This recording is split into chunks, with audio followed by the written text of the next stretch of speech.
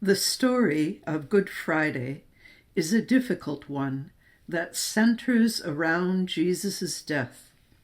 It reveals choices made by a group of people and the ripple effect those choices had on those who experienced this story firsthand.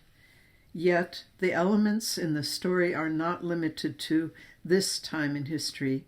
Each one of us can recount a situation where the kinds of choices made in Jesus' time are similar to choices made today. Choices that result in suffering surround us. So how can we find meaning through this focus on suffering? Meaning arises from the understanding that God is not absent from us in our suffering or the suffering of others. The Good Friday story reveals that God also makes a choice, and that choice is to be present with us in love in the most difficult of experiences. In this video, you are invited to reflect on several choices that are part of this story. You will hear passages from the Good Friday account, and then be asked to reflect and pray as you focus on the impact this element has in your life and the lives of others. As we begin, we light the Christ candle and recognize that Christ is always in our midst, regardless of the circumstances we find ourselves in. And we gratefully acknowledge that we are on the traditional, unceded territory of the Syilx Okanagan people. We commit ourselves to the ongoing work needed to be people seeking truth, healing, and reconciliation with our Indigenous sisters and brothers. As we begin, we name 7 choices of the Good Friday story that are part of our own human experience: domination, betrayal, fear, intimidation, courage, compassion, and love. Let us take time now to reflect on each of these elements. The choice which sets the primary context for this story is that of domination. John records Pilate as saying this to Jesus as he is questioning him. "You will not speak to me? Do you not know that I have authority to release you and authority to crucify you?" In other words, do you not recognize the power I have? At this time, Rome had managed to bring every country around the Mediterranean under its domination through a combination of raw military power and shrewd politicking. Their entire domination system was built to siphon wealth from the conquered areas to the city of Rome, and especially to the powerful families of the city. Through taxation, arrest, and raw violence, Jesus' followers had direct experience of Rome's oppressive regime. Biblical scholar Marcus Borg once wrote, "Jesus was passionate about economic justice and peace, and advocated active, nonviolent resistance to the domination system of his time. He was a voice of peasant social protest against the economic inequity and violence of the imperial domination system." You are invited to take a moment to reflect on domination. What part did it play in this story? What part does domination play in our world? How has domination impacted your life?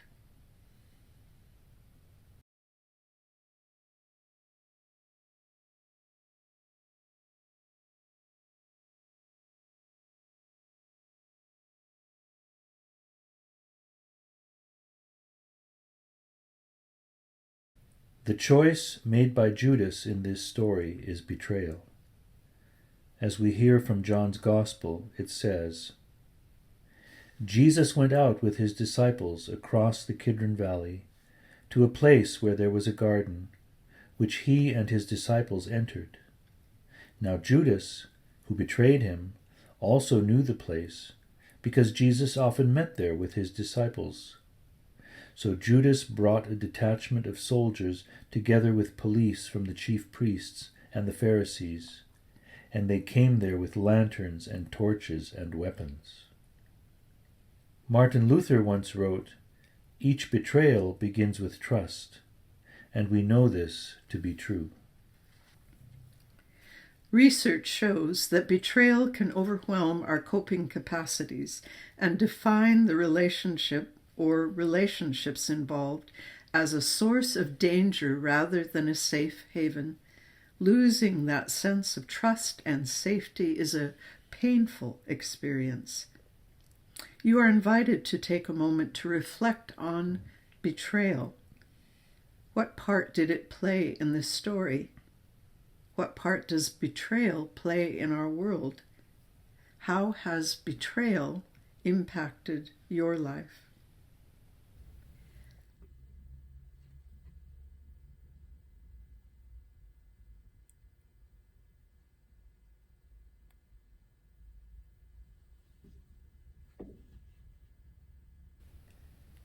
The choice made by Peter in this story was fear. As we hear from John's Gospel, it says, "The servant girl at the door said to Peter, 'You also are one of this man's disciples, aren't you?' He said, 'I am not.' Now the servants and officers had made a charcoal fire because it was cold, and they were standing and warming themselves.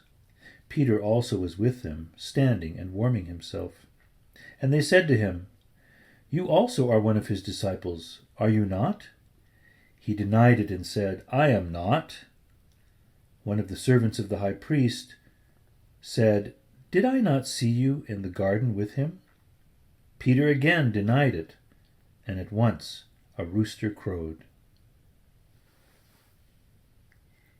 Author Lee Bardugo once wrote, "Fear is a phoenix. You can watch it burn 1,000 times and still it will return." And this is true. Fear accompanies us all again and again for a wide variety of reasons, and although we certainly understand Peter's reasons for being fearful, his story reveals the power that fear has. You are invited to take a moment to reflect on fear. What part did it play in Jesus' arrest, crucifixion, and death? What part does fear play in our world? How has fear impacted your life?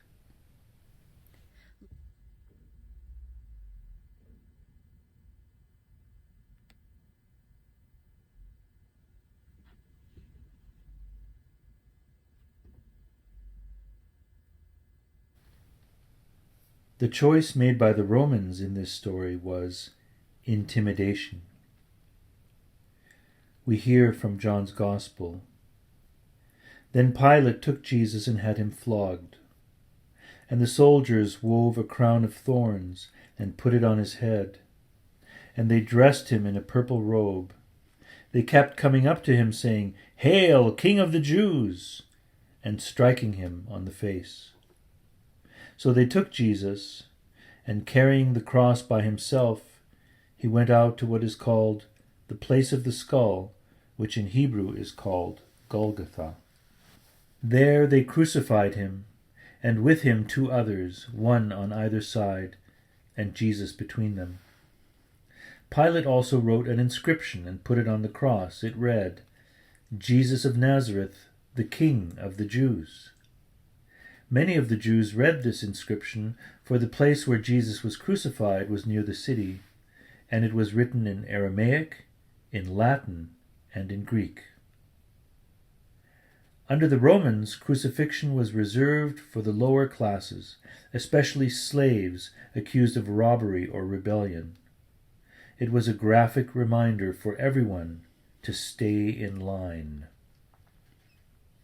Author Paulo Coelho once wrote, "If you want to control someone, all you have to do is make them feel afraid." You are invited to take a moment to reflect on intimidation. How did Rome use intimidation in this story? How is intimidation used in our world? How has intimidation impacted your life?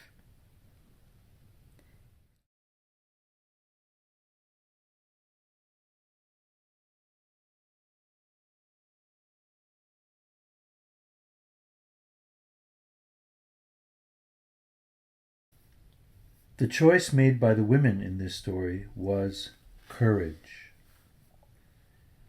As we hear from John's Gospel, when the soldiers had crucified Jesus, they took his garments and divided them into 4 parts, 1 part for each soldier.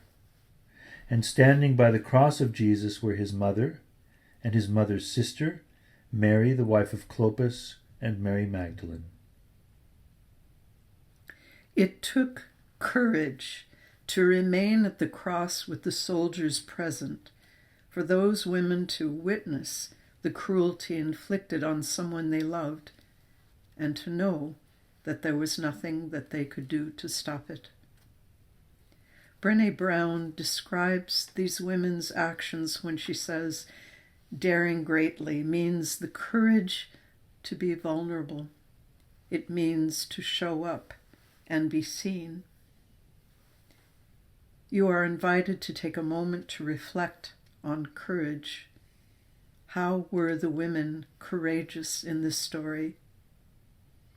What examples of courage have you seen in our world? How have you experienced courage in your own life?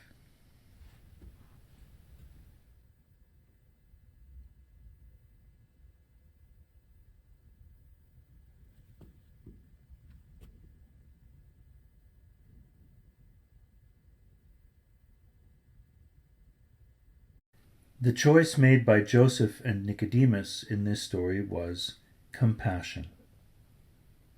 We hear from John's Gospel. After these things, Joseph of Arimathea, who was a disciple of Jesus, but secretly, for fear of the Jews, asked Pilate that he might take away the body of Jesus, and Pilate gave him permission. So he came and took away his body.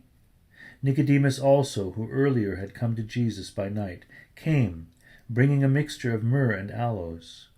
So they took the body of Jesus and bound it in linen cloths with the spices, as is the burial custom of the Jews. Now in the place where he was crucified there was a garden, and in the garden a new tomb in which no one had yet been laid. So because of the Jewish day of preparation, since the tomb was close at hand, they laid Jesus there. Joseph of Arimathea and Nicodemus showed compassion in what they did. They understood what Thomas Merton meant when he wrote, "Compassion is the keen awareness of the interdependence of all things." You are invited to take a moment to reflect on compassion. How did these men show compassion in this story? What examples of compassion have you seen in our world? How have you offered compassion in your life?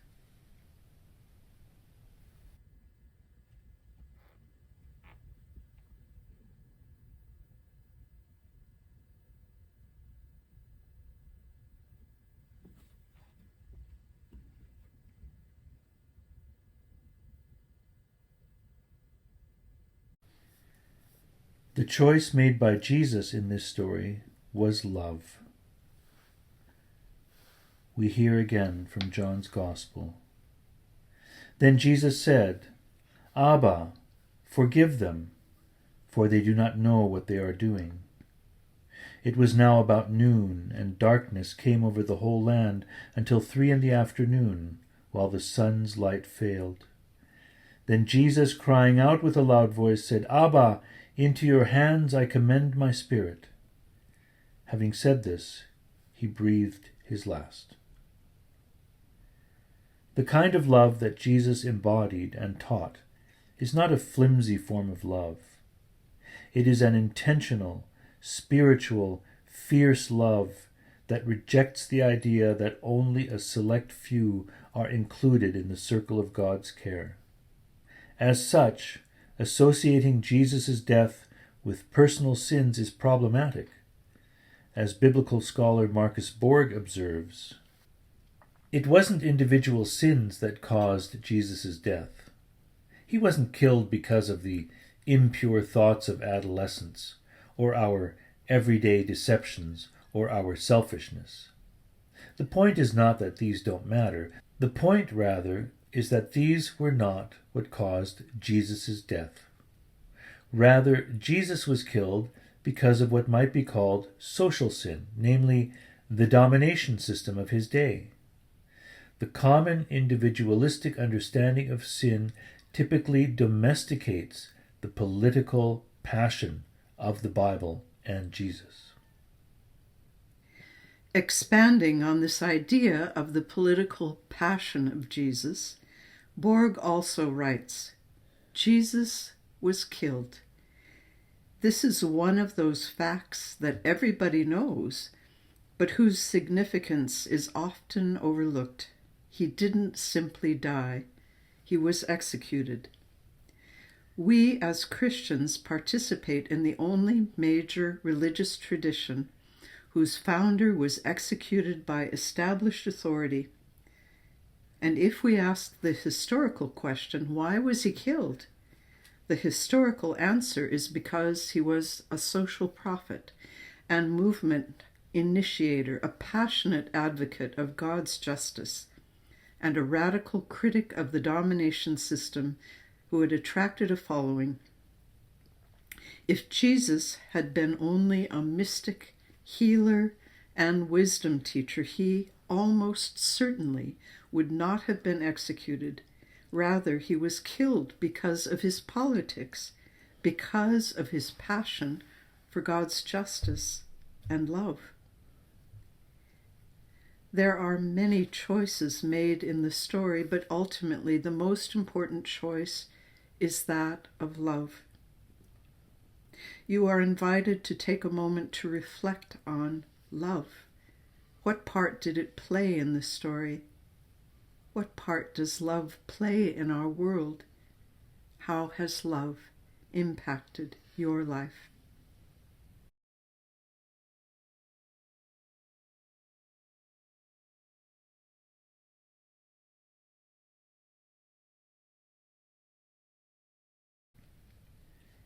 As we come to the end of these reflections, you are invited to listen to these words of blessing written by William Sloane Coffin.